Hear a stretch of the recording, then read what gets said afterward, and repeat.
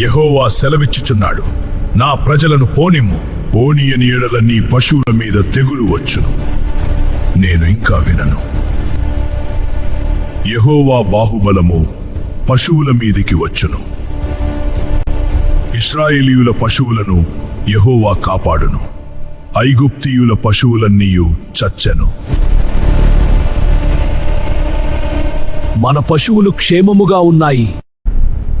ఇశ్రాయేలీయుల పశువులలో ఒక్కటి కూడా చావలేదు. అయినను ఫరో హృదయము కఠినమయ్యను, వారిని పోనీయను. ఆవపు బుగ్గిని ఆకాశమునకు చల్లుము, అది దేశమంతట ధూళిగా వ్యాపించెను. మనుష్యులకును జంతువులకును దద్దురులు పుట్టెను. ఈ బాధ భరించలేము. యెహోవా ఫరో హృదయమును కఠినపరిచెను.